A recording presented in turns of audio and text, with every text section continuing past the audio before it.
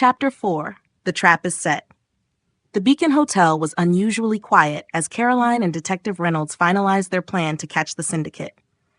The tension in the air was palpable, and the usual bustle of the hotel had been replaced with an uneasy calm.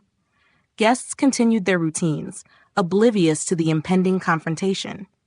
Reynolds had coordinated with the Boston Police Department and federal agents to ensure the operation ran smoothly. Undercover officers were strategically positioned throughout the hotel, ready to act at a moment's notice. Caroline, now an essential part of the team, was briefed on her role: to keep an eye on the syndicate members and signal Reynolds when the time was right. As the sun set, casting long shadows over the city, Caroline took her position in the lobby.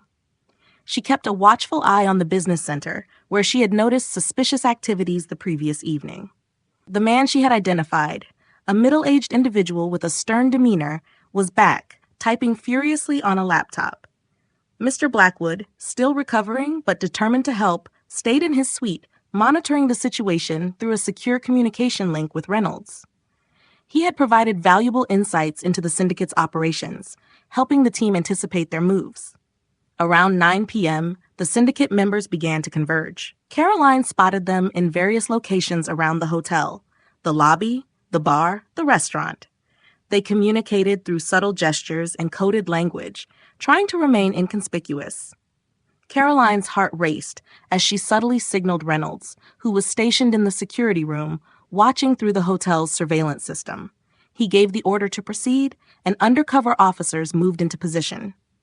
In the business center, the man Caroline had been monitoring finished his work and slipped a USB drive into his pocket. He stood up and headed towards the elevator, glancing around nervously. Caroline followed at a discreet distance, her eyes never leaving him. The man entered the elevator and pressed the button for the basement level. Caroline, quick on her feet, slipped into the next elevator and pressed the same button. She arrived just as he stepped out into the dimly lit basement, a labyrinth of storage rooms and service corridors. She watched as he approached a large, unmarked van. He opened the back doors, revealing several black cases. Caroline's suspicions were confirmed. This was the shipment of stolen jewels, ready to be transported. Caroline quietly relayed the information to Reynolds, who gave the green light for the operation.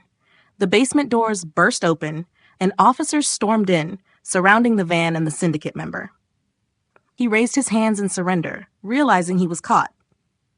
Upstairs, the other members of the syndicate were being apprehended simultaneously. The guests and staff were quickly ushered to safety as the officers moved in.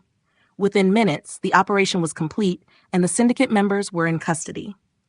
Caroline returned to the lobby, her heart pounding with a mix of adrenaline and relief. Mr. Blackwood emerged from his suite, escorted by Reynolds. He looked pale but grateful. "Well done, Miss Adams," Reynolds said, his expression softening. "Thanks to you, we've managed to dismantle a significant part of this syndicate." Caroline smiled, feeling a sense of accomplishment. "It was a team effort. I'm just glad we could stop them." Mr. Blackwood approached her, extending his hand. "Thank you, Caroline. Your courage and quick thinking were crucial. I owe you my life." She shook his hand, feeling a profound sense of connection. "I'm just glad you're safe, Mr. Blackwood." As the police escorted the syndicate members out of the hotel, Caroline felt a weight lift off her shoulders. The Beacon Hotel had weathered the storm, and justice had been served. Later that night, as she walked through the now peaceful lobby, Caroline couldn't help but reflect on the past few days. The Beacon Hotel, with its elegant facade and storied history, had been the stage for an extraordinary adventure. She had discovered a strength within herself that she never knew existed, and forged a bond with the guests and staff that would last a lifetime. But as she closed her eyes, she knew the story was far from over. The Jewel Syndicate was just one part of a larger puzzle, and the fight for justice would continue. For now, though, she could rest, knowing that she had played a part in making the world a little bit safer.